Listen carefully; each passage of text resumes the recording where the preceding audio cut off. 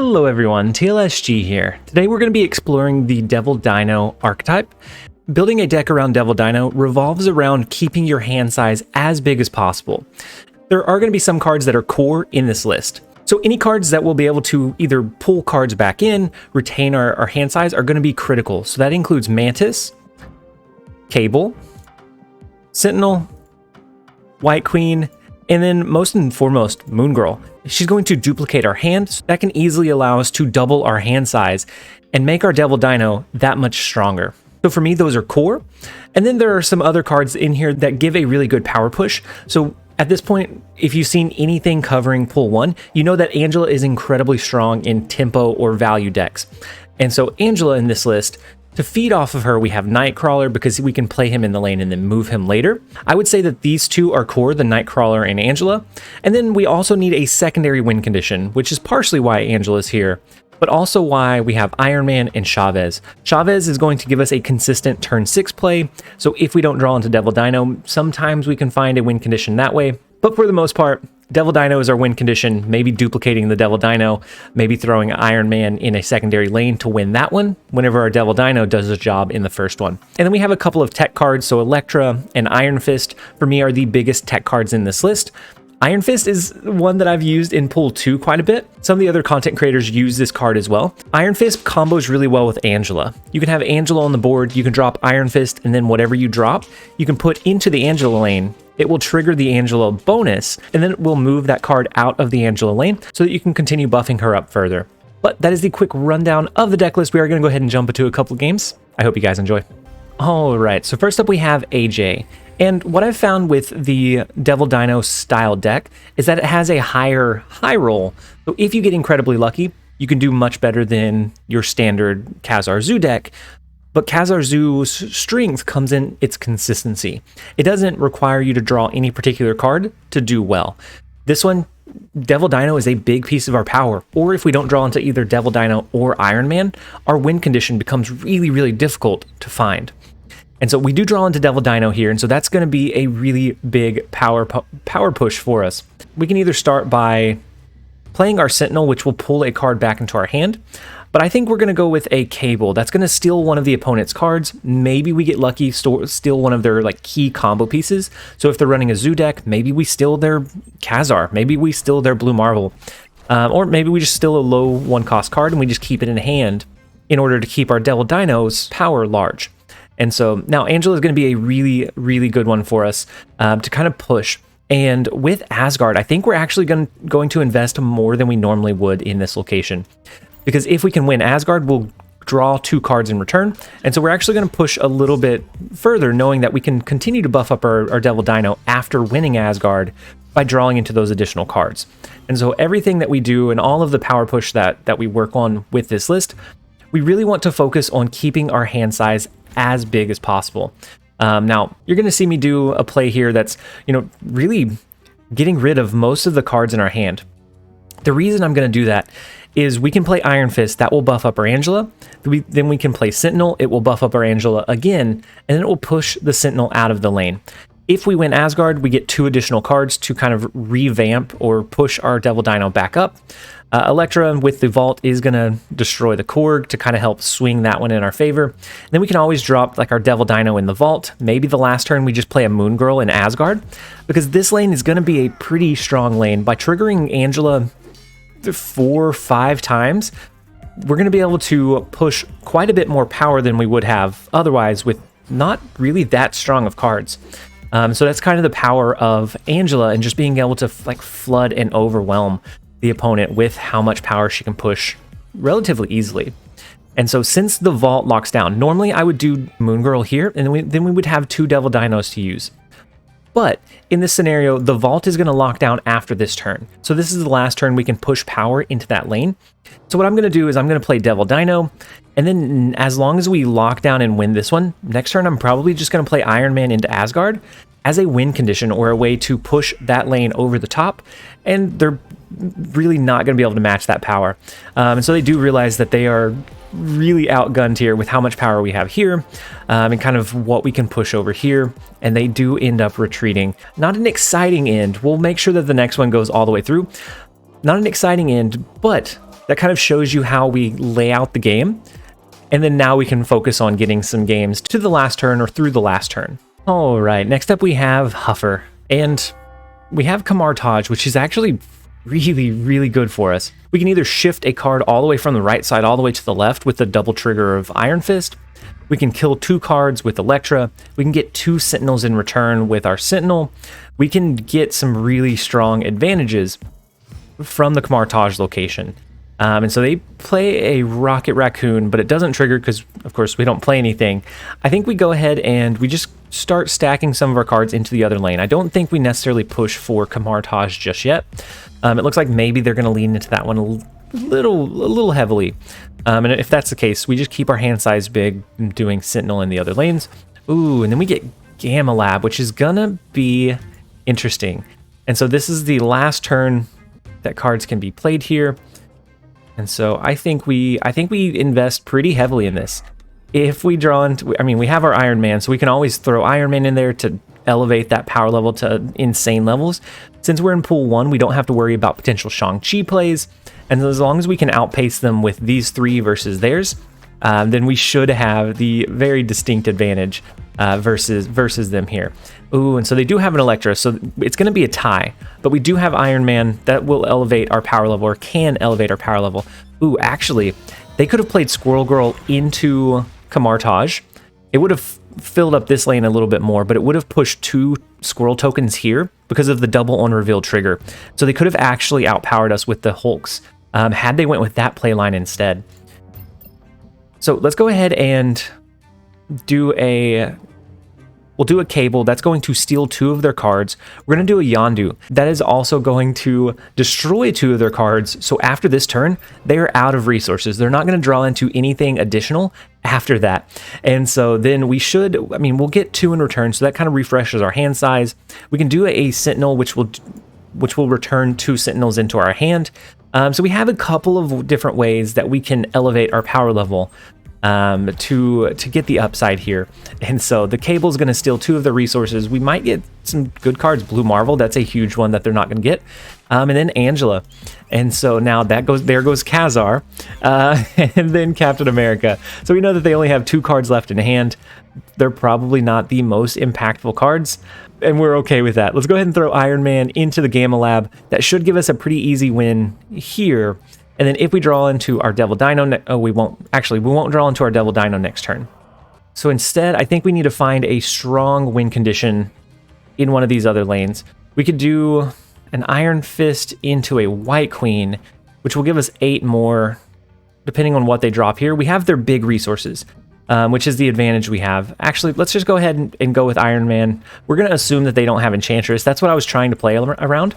Let's go with Iron Man. I don't think they have Enchantress. I don't think they're going to be able to beat... Ooh, they have an Iron Man themselves. Scary. Oh, no. Okay, so normally we would want to do a Chavez here to kind of finalize and push the last of that power out onto the board. I don't think we do that this time. I think instead we go with a...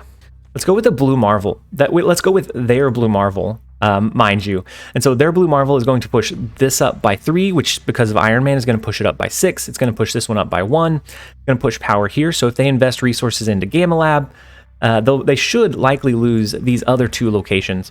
So let's go ahead and lock that in. I think we're fine. This is not the perfect draw, but I think we're going to find a win condition anyways. Because of Camartage and Cable, that interaction was so strong. Oh, wow, and they stack into Onslaught. So their Gamma Lab is by far, they've won that one. But they avoided this other 2. Questionable in-game play there, but we are able to find the win condition, even without our Devil Dino. It's much more difficult that way, but it can happen.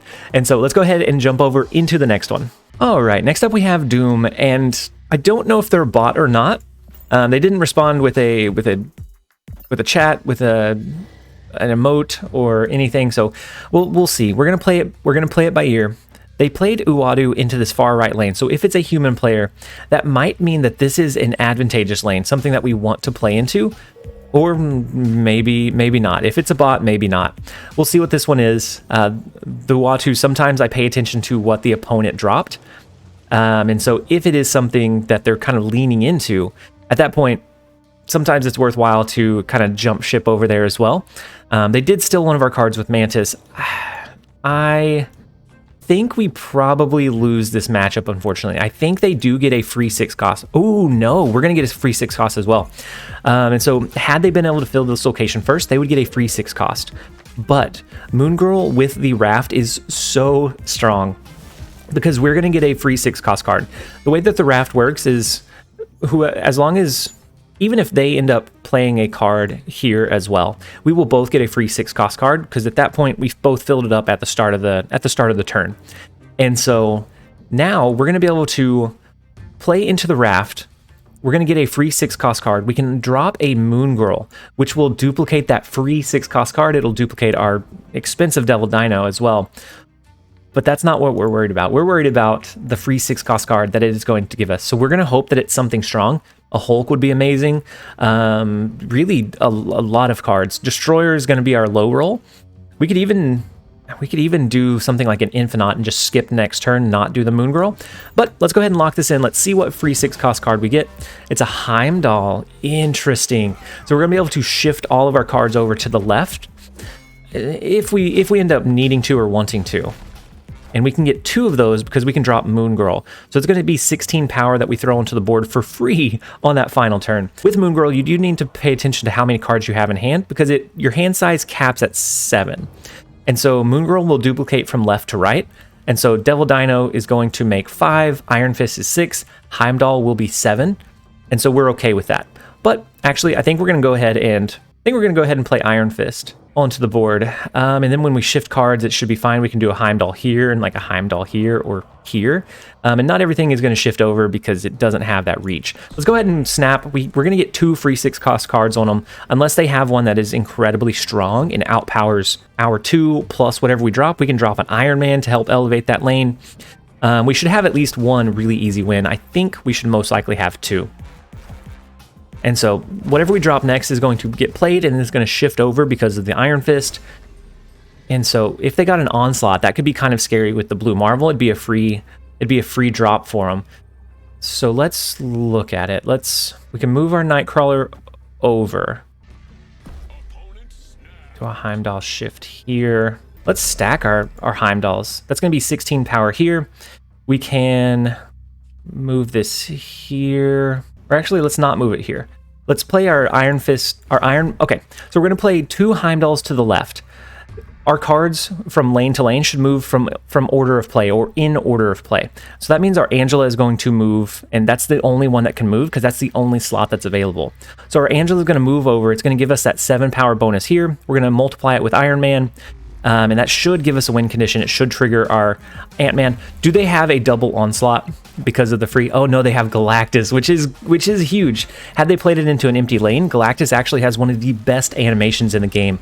But because of this, we have two 8 power cards in the far left lane. I think we're fine there. Even with the double Blue Marvel, we definitely outpower them in Icebox because they invest the resources into the left-hand side. And we got lucky that they got a Galactus for that free 6 cost card instead of something a little bit more powerful. Had it been anything more powerful at all, we would have lost. We got a little bit lucky in our draw, but overall, incredibly satisfying way to find a win condition by reading that this far right lane was something impactful with Uadu. We were able to drop some resources early, and that way we at least tied for that lane. We got a free 6 cost card, and we were able to make the most of it with Moon Girl. All right, next up we have O-Lizard. The first location is Necrotia. We do have Angela in the cheeky Iron Fist. So we're going to be able to do Angela and Iron Fist, whatever we play into the Angela lane, it'll buff Angela up and then get pushed out. And so let's go ahead and skip on turn 1. We're going to wait and see kind of what they have, what the rest of the locations look like. And then we can kind of go, ooh, and we actually get Bar Sinister, which is, I haven't seen a whole lot since it stopped being featured. Let's go ahead and play Angela into the far right lane. We can eventually play Iron Fist. Okay, so they change Bar Sinister. That's fine. Ooh, TVA is an interesting one. That means that we're going to have to really rush and push our power onto the board. So let's go with an Elektra. Let's go with an Iron Fist. And we'll go with a Mantis as well. That should destroy the Rocket Raccoon here. This is going to double buff our Angela and then push our Mantis over into the TVA location. Should give us a pretty decent win condition here. Then we just have to worry about really winning both of these lanes or one of these by more. I'm not sure that anybody invests enough into Necrotia. Ooh, so they did. They did invest enough in Necrotia to come up over that -2 power. And so they have a +1. So now we need to either make a choice of maybe dropping our Moon Girl there to come over their Cosmo power, if we think that this is enough to hold us down to win this location. Okay, let's go for it. Let's go for the White Queen in Necrotia. That's going to be more power than they push here. Unless they split their power between here and here, then we should win 2 locations. And they snapped something interesting about TVAs, that it doesn't double down on your cubes at the end. The developers have said that this will be fixed eventually, that it's a bug. But as of right now, there's no point in retreating unless they snap and you think that you're going to lose. There's really no point in retreating once you commit to those cubes. So now at this point, we're already in for 2. Retreating, we still lose 2. Playing it out to the very end, we're going to lose 2. If we lose, hopefully we win. But if the loss happens, that's the way it would occur. Okay, so they play 2 cards, one in Necrotia, Lizard in Necrotia, but that's not going to be enough. That ties them in Necrotia because of the -2 power deficit. And so then they win TVA by 3. We win the tiebreaker of Onslaught Citadel with the 7. And so our Angela came in absolutely critical. Our White Queen, the 6 power push, was pretty decent. And had they stacked everything here, this still would have been a tiebreaker. We just put them in a really difficult slot. All right, so next up we have Callops. And the first location is New York. So we know that maybe if we draw into our Angela, we can stack cards, we can move those out on turn 6, and then we can stack additional cards onto her or in that lane afterwards. That way we can continue to push our power up even further. Let's go ahead and drop this Sentinel into Stark Tower. It's going to be able to start... We're going to be able to push power onto the board and not reduce our hand size, which is going to be one of the most important things for our Devil Dino, because that is our biggest win condition, is our Devil Dino at the very end of the game. And so what we're going to want to do is really keep that in mind in just about everything that we drop. Now we might do something a little bit strange here. We can do our Nightcrawler. I'm actually going to snap. We're going to be able to do our Nightcrawler on really any of the turns, but probably on the last turn, we're going to move him over into Luke's bar. Right now, he's protected by armor. If we move him over into Luke's bar, we can't play anything in that location without it bouncing it back into our hand. So Nightcrawler being able to move over there after being played is going to be a pretty big win condition. The only thing that they could really do to maybe combat it would be like a Squirrel Girl or a Nightcrawler of their own, maybe a Mr. Sinister, because it could play, the on reveal would happen, and it would kind of continue to push here. But otherwise, it's going to lose potency. But otherwise, it's really hard for them to push power into Luke's bar. And so I think we capitalized on that. We're going to leave it into Stark Tower until after turn 5, so that it will get the +2 power bonus from this location. That's going to allow us to really lean in on, even if they have a Squirrel Girl, maybe we can outpower it, even if it ends up being Khazar deck. But it doesn't look like it's going to be, but just in case. I think we play our 3rd Sentinel of the game. That is how impactful this card is. Our other cards are okay. They kind of match his power, but they get the downside of not generating additional cards in our hand. And so Sentinel is incredibly flexible, especially early on in a Devil Dino build. You're going to want to lean in on Sentinel pretty heavily. And so, we actually pulled our Khazar. I was kind of joking when I said it could be a Khazar like Blue Marvel deck, but maybe it really can be. So Cosmo is going to protect us from any kind of enchantresses or anything major like that. I think we're fine. I think we're fine in Luke's bar. I really think we're okay in Luke's bar. But with that being said, I think we still go ahead and play a couple of cards into New York. That should give us a win condition. I was going to say we could drop our Devil Dino now, but then maybe they just pivot their cards over. Maybe they have an Enchantress, but they move their Cosmo out of the way. And if they don't know that we're running Devil Dino, maybe it gives us a little bit of an element of surprise. It's going to be a little bit less of a power push. But overall, I think we're going to have that element of surprise for them. So it looks like they're running a Spectrum ongoing deck list, and so they're going to want to buff up their ongoing cards after this. Okay, so they do have a Nightcrawler as well. Interesting. But we have their Khazar. Oh, man, we probably should have dropped Khazar. Oh, man. Had we dropped Khazar, our Nightcrawler would be 1 power above what theirs is. So now their Nightcrawler is going to match our Nightcrawler's power. We turn first, so we can't... Actually, no, we can. But if we could double down, we absolutely would right now. We can drop Elektra. Even though we turn first, movements happen before on reveals. And so if they move their Nightcrawler over into Luke's bar, like we expect them to, then we're going to actually destroy their Nightcrawler, giving us a pretty strong win condition. We can now play our Devil Dino into Stark Tower. That is going to keep our hand size at 5 because Elektra will actually bounce back into our hand, giving us a really, really strong Stark Tower lane.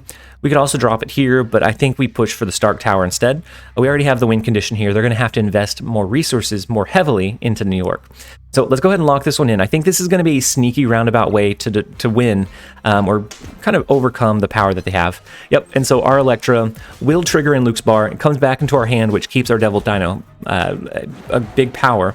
They do a Blue Marvel, not quite enough. Had we not destroyed their Nightcrawler, they actually would have beaten our power level with the Nightcrawler in Luke's bar. Because we did drop Elektra, we do overcome their power in Stark Tower. We have the win in Luke's bar, and we're able to lock down the game. So always looking at and trying to anticipate your opponent's play is absolutely critical in making sure that you find the best win condition for your scenario. But we're going to go ahead and end the video. I hope that you guys enjoyed it. If you did, make sure to leave it a like and a comment down below. Let me know what decks you're running. I'm taking a look at all of the comments and trying to fill out and build out the best lists for these different archetypes. But as always, this has been TLSG. Later, guys.